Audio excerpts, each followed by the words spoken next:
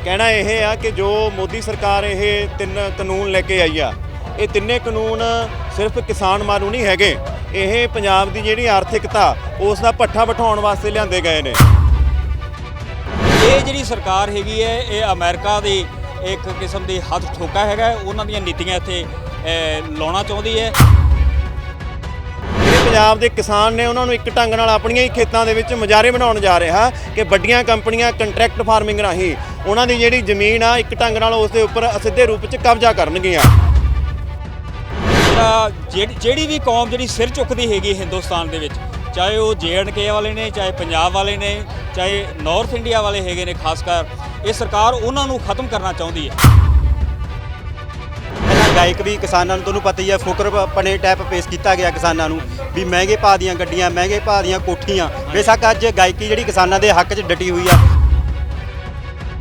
बहुत सारे गायकों ने बहुत एक माड़ा रोल जिहड़ा हैगा निभाया हैगा। साडी जिहड़ी बहुत सारी जनरेशन हैगी यंगस्टर हैगे ने उन्हां नूं पुट्ठे राह ते भी पाया है।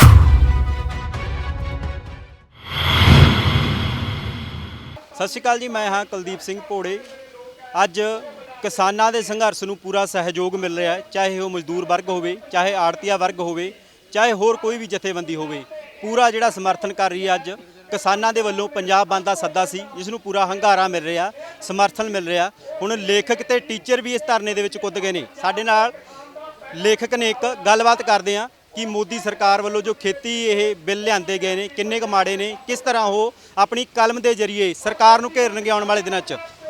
तुसीं लेखक हो, एक तुसीं अज किसानां दे धरने च पहुंचे हो, किस तरह का समर्थन है, किस तरह आने वाले दिनों तुहाडी कलम दे विच सरकार के खिलाफ जिहड़ियां आवाज़ां निकलणगीਆਂ? देखो जी, असी चाहे लेखक हाँ पर असी पंजाब की जिहड़ी मिट्टी है उस दे सपूत हाँ, उसनूं परनाए हुए हाँ। असी भी किसानां, किरतियां, मेहनतकश मजदूर लोगों के बच्चे हैगे हाँ। तो पंजाबी कलम जो है वो हमेशा ही लोक हतैशी रही है। उन्होंने हमेशा ही जिवें गुरु नानक साहब कहते हैं कि नीचा अंदर नीच जात, नीची हूँ अत नीच, नानक तिन के संग साथ वड्डियां सो के रीस। सो पंजाब की जिहड़ी कलम हैगी, चाहे वो कोई कहानी लिखता है, चाहे कोई कविता लिखता है, चाहे किसी भी सिनफ के नाल जुड़िया होया है और किसी भी सभा के नाल जुड़िया होया है, वो सारे ही लोक हतैशी ने और इस जिहड़ा संघर्ष है इसनूं पूर्ण सहयोग दे रहे ने।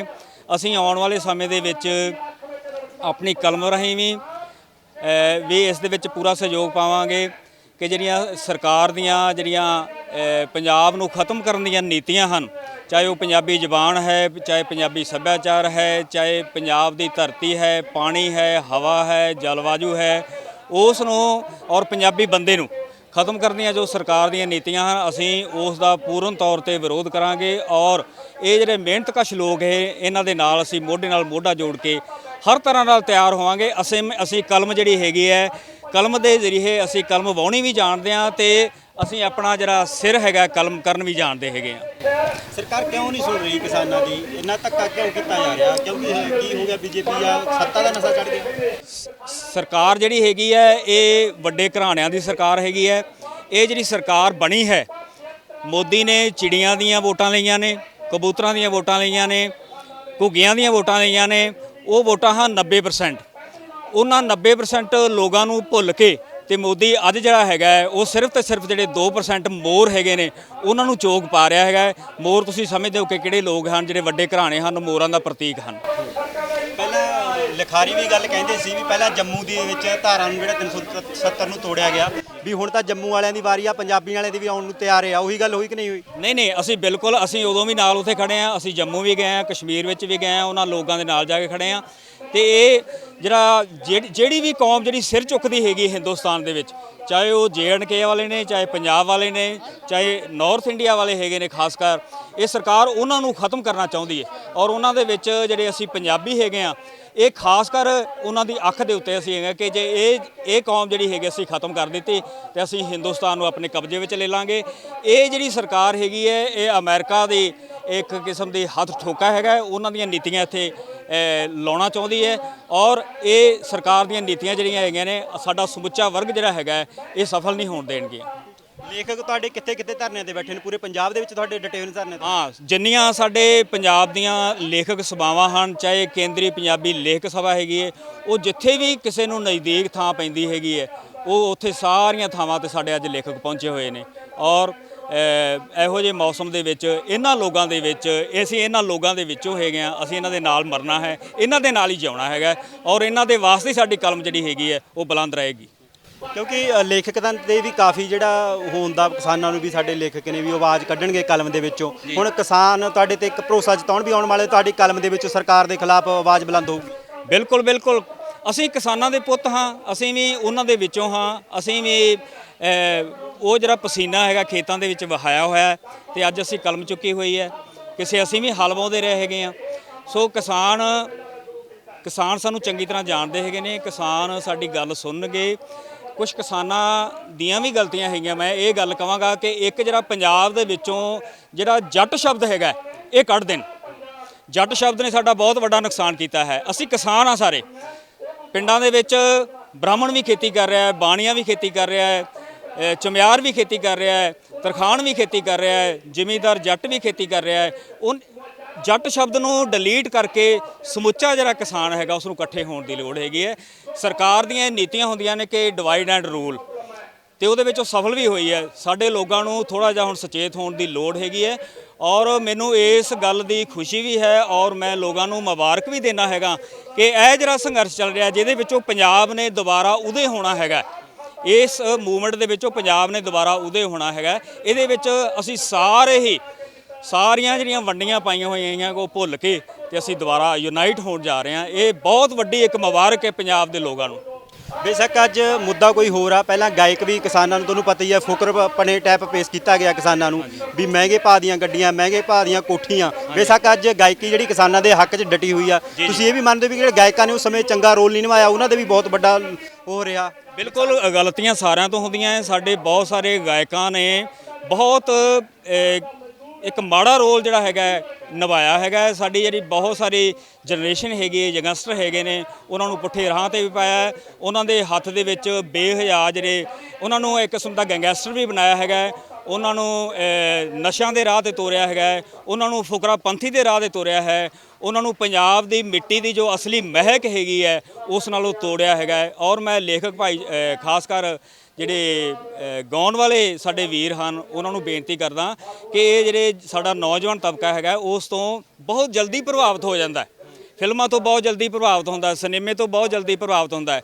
ਸੋ ਉਹ ਇਸ ਮੂਵਮੈਂਟ ਦੇ ਵਿੱਚ ਬਹੁਤ ਵੱਡਾ ਔਰ ਇੱਕ ਅੱਛਾ ਰੋਲ ਜਿਹੜਾ ਹੈਗਾ ਰੋਲ ਪਲੇ ਕਰ ਸਕਦੇ ਨੇ। ਧੰਨਵਾਦ ਬਹੁਤ। ਸਾਡੇ ਨਾਲ ਇਹ ਸਨ ਲੇਖਕ ਜਿਨ੍ਹਾਂ ਦੇ ਵੱਲੋਂ ਆਪਣੀ ਕਲਮ ਦੇ ਰਾਹੀਂ ਆਉਣ ਵਾਲੇ ਦਿਨਾਂ ਦੇ ਵਿੱਚ ਮੋਦੀ ਸਰਕਾਰ ਨੂੰ ਖੇਤੀ ਆਰਡੀਨੈਂਸਾਂ ਦੇ ਖਿਲਾਫ ਘੇਰਿਆ ਜਾਵੇਗਾ। ਇਹਨਾਂ ਨੇ ਭਰੋਸਾ ਦਿੱਤਾ ਕਿਸਾਨਾਂ ਨੂੰ ਕਿ ਕਲਮ ਦੇ ਵਿੱਚੋਂ ਹੁਣ ਸਰਕਾਰ ਦੇ ਖਿਲਾਫ ਜਿਹੜੀਆਂ ਕਵਿਤਾਵਾਂ ਦੇ ਜ਼ਰੀਏ ਜਾਂ ਹੋਰ ਲਾਈਨਾਂ ਦੇ ਜ਼ਰੀਏ ਸਰਕਾਰ ਨੂੰ ਘੇਰਿਆ ਜਾਵੇਗਾ। ਸਾਡੇ ਨਾਲ ਇਸ ਧਰਨੇ ਦੇ ਵਿੱਚ ਇੱਕ ਅਧਿਆਪਕ ਵੀ ਪਹੁੰਚੇ ਨੇ। ਹੁਣ ਅਧਿਆਪਕਾਂ ਦਾ, ਲੇਖਕਾਂ ਦਾ ਤੇ ਹੋਰ ਵੀ ਜਿਹੜੇ ਜਥੇਬੰਦੀਆਂ ਨੇ ਕਿਸਾਨਾਂ ਦੇ ਲਈ ਡਟ ਕੇ ਖੜ ਗਈਆਂ ਨੇ, ਅਧਿਆਪਕ ਸਾਡੇ ਨਾਲ ਮੌਜੂਦ ਨੇ, ਗੱਲਬਾਤ ਕਰਦੇ ਹਾਂ। ਤੁਸੀਂ ਅੱਜ ਇੱਕ ਅਧਿਆਪਕ ਹੈਗੇ ਹੋ, ਕਿਸਾਨ ਵੀ ਹੋਗੇ, ਅੱਜ ਧਰਨੇ ਦੇ ਪਹੁੰਚੇ, ਕੀ ਕਹਿਣਾ ਸਰਕਾਰ? ਪਹਿਲੀ ਗੱਲ ਤਾਂ ਕਿਸਾਨ ਪਰਿਵਾਰ ਦੇ ਵਿੱਚੋਂ ਆ ਤੇ ਕਿੱਤੇ ਵਜੋਂ ਅਧਿਆਪਕ। ਅਸੀਂ ਡੈਮੋਕ੍ਰੈਟਿਕ ਟੀਚਰਸ ਫਰੰਟ ਵੱਲੋਂ ਅੱਜ ਇੱਥੇ ਵੱਡੀ ਗਿਣਤੀ 'ਚ ਪਹੁੰਚੇ ਹੋਏ ਆ। ਸਿਰਫ ਇੱਥੇ ਹੀ ਨਹੀਂ, ਪਟਿਆਲੇ ਦੇ ਵਿੱਚ ਚਾਹੇ ਸਮਾਣਾ ਹੋਵੇ, ਨਾਭਾ ਹੋਵੇ, ਰਾਜਪੁਰਾ ਹੋਵੇ ਜਾਂ ਪੰਜਾਬ ਦੇ ਜਿੰਨੇ ਹਿੱਸੇ ਨੇ ਸਾਰਿਆਂ ਦੇ ਵਿੱਚ ਅਸੀਂ ਆਪਣੀ ਜਥੇਬੰਦੀ ਵੱਲੋਂ ਹਿੱਸਾ ਲੈ ਰਹੇ ਆ। ਕਹਿਣਾ ਇਹ ਆ ਕਿ ਜੋ ਮੋਦੀ ਸਰਕਾਰ ਇਹ 3 ਕਾਨੂੰਨ ਲੈ ਕੇ ਆਈ ਆ, ਇਹ ਤਿੰਨੇ ਕਾਨੂੰਨ ਸਿਰਫ ਕਿਸਾਨ ਮਾਰੂ ਨਹੀਂ ਹੈਗੇ, ਇਹ ਪੰਜਾਬ ਦੀ ਜਿਹੜੀ ਆਰਥਿਕਤਾ ਉਸ ਦਾ ਪੱਠਾ ਬਿਠਾਉਣ ਵਾਸਤੇ ਲਿਆਂਦੇ ਗਏ ਨੇ। ਇਸ ਦੇ ਵਿੱਚੋਂ ਪਹਿਲਾ ਕਾਨੂੰਨ ਆ ਜਿਹੜਾ ਉਹ ਖਰੀਦ ਦੀ ਗਰੰਟੀ ਆ, ਜਿਹੜੀ ਕਿ ਜਦੋਂ ਕਿਸਾਨ ਫਸਲ ਬੀਜਦਾ ਤਾਂ ਉਹਦੀ ਆਸ ਹੁੰਦੀ ਆ ਕਿ 6 ਮਹੀਨੇ ਬਾਅਦ ਜਦੋਂ ਇਹ ਵੱਢੀ ਜਾਊਗੀ ਮੇਰੀ ਧੀ ਦਾ ਵਿਆਹ ਹੋ ਜਾਊਗਾ, ਮੈਂ ਆਪਣੇ ਬੱਚਿਆਂ ਨੂੰ ਪੜ੍ਹਾ ਦੂੰਗਾ, ਮੈਂ ਘਰ ਲੈ ਲੂੰਗਾ, ਟਰੈਕਟਰ ਲੈ ਲੂੰਗਾ। ਜਿਹੜੀ ਉਹ ਖਰੀਦ ਦੀ ਗਰੰਟੀ ਆ, ਉਹ ਖਰੀਦ ਦੀ ਗਰੰਟੀ ਖਤਮ ਕੀਤੀ ਜਾ ਰਹੀ ਆ। ਨਾਲ ਦੀ ਨਾਲ ਜਿਹੜਾ ਇੱਕ ਮੰਡੀਕਰਨ ਦਾ ਢਾਂਚਾ ਜਿਹੜਾ ਪੰਜਾਬ ਜਾਂ ਹਰਿਆਣੇ ਦੇ ਵਿੱਚ ਹੀ ਆ, ਪੂਰੇ ਭਾਰਤ ਦੀਆਂ ਜੇ ਤੁਸੀਂ ਮੰਡੀਆਂ ਦੀ ਗਿਣਤੀ ਕਰੋ ਉਸ ਦੇ ਵਿੱਚ 80 ਤੋਂ 90% ਜਿਹੜੀਆਂ ਮੰਡੀਆਂ ਨੇ ਉਹ ਇਹਨਾਂ ਸੂਬਿਆਂ ਦੇ ਵਿੱਚ ਨੇ।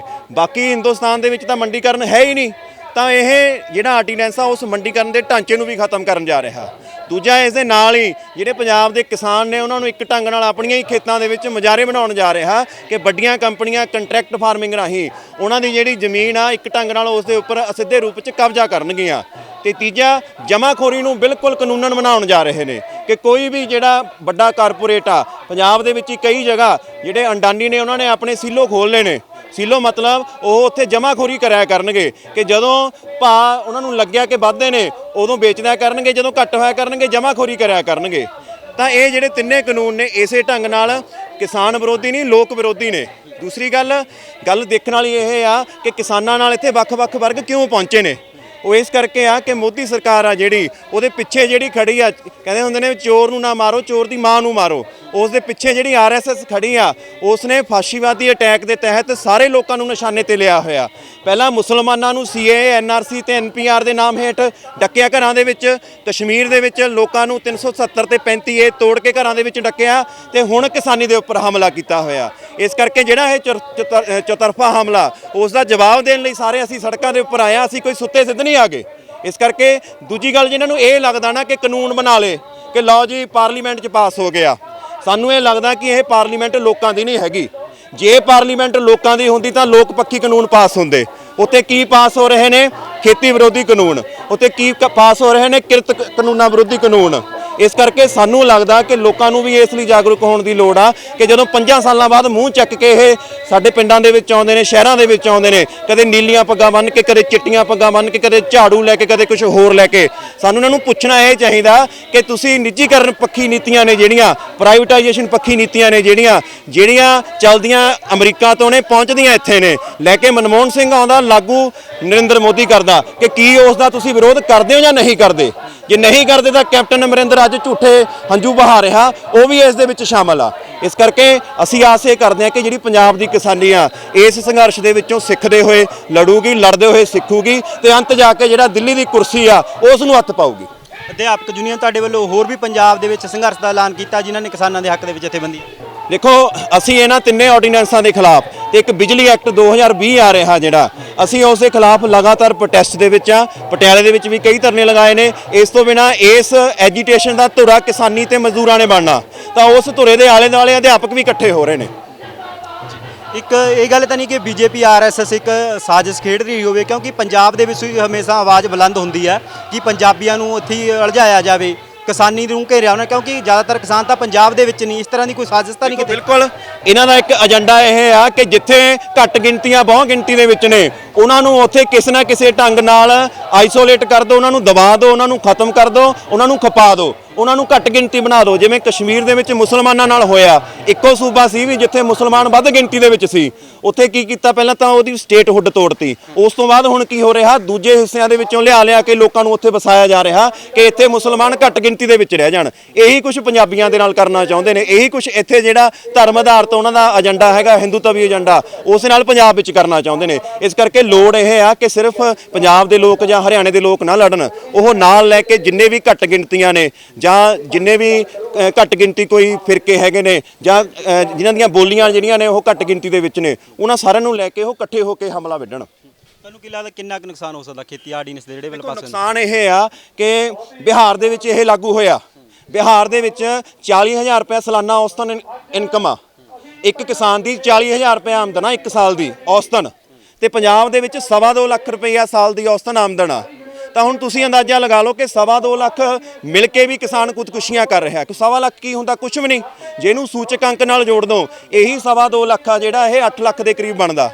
ਤਾਂ ਇਹ 2.25 ਲੱਖ ਦੀ ਜਿਹੜੀ ਇਨਕਮ ਹੈ ਇਸ ਨੂੰ ਖਤਮ ਕਰਕੇ ਇਹ ਜਿਹੜੇ ਪਹਿਲਾਂ ਜਿੱਥੇ ਤਜਰਬੇ ਬਿਹਾਰ ਵਰਗੇ ਸੂਬਿਆਂ 'ਚ ਕੀਤੇ ਨੇ ਉਹਨਾਂ ਦੇ ਬਰਾਬਰ ਲਿਆ ਕੇ ਇੱਥੋਂ ਦੀ ਜਿਹੜੀ ਕਿਸਾਨੀ ਆ ਉਹਦਾ ਭੋਗ ਪਾ ਕੇ ਕਿਸਾਨਾਂ ਨੂੰ ਖੇਤੀ ਦੇ ਵਿੱਚੋਂ ਕੱਢ ਕੇ ਖੇਤਾਂ ਨੂੰ ਜਿਹੜੇ ਵੱਡੇ ਕਾਰਪੋਰੇਟ ਘਰਾਣੇ ਨੇ ਉਹਨਾਂ ਦੇ ਹਵਾਲੇ ਕਰਨਾ ਚਾਹੁੰਦੇ ਨੇ। ਧੰਨਵਾਦ। ਇਹ ਸਨ ਅਧਿਆਪਕ ਤੇ ਪਹਿਲਾਂ ਤੁਹਾਡੀ ਲੇਖਕ ਦੇ ਨਾਲ ਗੱਲ ਕਰਵਾਈ, ਜਿਨ੍ਹਾਂ ਦੇ ਵੱਲੋਂ ਸਾਫ਼ ਸੁਨੇਹਾ ਦਿੱਤਾ ਗਿਆ ਕਿ ਮੋਦੀ ਸਰਕਾਰ ਦੇ ਇਹਨਾਂ ਆਰਡੀਨੈਂਸਾਂ ਦੇ ਖਿਲਾਫ ਸਾਡੇ ਵੱਲੋਂ ਆਵਾਜ਼ ਬੁਲੰਦ ਕੀਤੀ ਗਈ ਆ। ਅਧਿਆਪਕਾਂ ਵੱਲੋਂ ਵੀ ਜਿਹੜਾ ਧਰਨੇ ਨੂੰ ਸਮਰਥਨ ਦਿੱਤਾ ਗਿਆ, ਕਿਸਾਨਾਂ ਦੇ ਹੱਕ 'ਚ ਡਟੇ ਗਏ। ਉਹਨਾਂ ਦਾ ਸਾਫ਼ ਕਹਿਣਾ ਹੈ ਕਿ ਮੋਦੀ ਸਰਕਾਰ ਦੇ ਇਹਨਾਂ ਆਰਡੀਨੈਂਸਾਂ ਨੂੰ ਅਸੀਂ ਪਾਸ ਨਹੀਂ ਹੋਣ ਦੇਵਾਂਗੇ। ਇਹਨਾਂ ਕਿਸਾਨ ਧਰਨਾ ਤੇ ਪੰਜਾਬ ਬੰਦ ਦੇ ਐਲਾਨ ਤੋਂ ਇਹ ਤਾਂ ਸਾਫ਼ ਹੋ ਗਿਆ ਹੈ ਕਿ ਆਉਣ ਵਾਲੇ ਦਿਨਾਂ ਦੇ ਵਿੱਚ ਪੰਜਾਬ ਦੇ ਵਿੱਚ ਇੱਕ ਵੱਡਾ ਤੂਫਾਨ ਉੱਠ ਸਕਦਾ ਹੈ, ਜੋ ਮੋਦੀ ਸਰਕਾਰ ਦੇ ਲਈ ਵੱਡੀ ਚੁਣੌਤੀ ਰਹਿ ਸਕਦੀ ਹੈ। ਕੈਮਰਾਮੈਨ ਗੁਰਪ੍ਰੀਤ ਦੇ ਨਾਲ ਕੁਲਦੀਪ ਸਿੰਘ ਭੋੜੇ, ਗਲੋਬਲ ਪੰਜਾਬ ਟੀਵੀ, ਪਟਿਆਲਾ।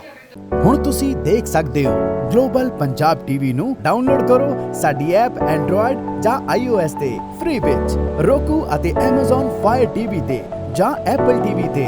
ਨਾਲ ਹੀ ਦੇਖ ਸਕਦੇ ਹੋ ਲਾਈਵ ਸਟ੍ਰੀਮਿੰਗ www.globalpunjabtv.com ਤੇ।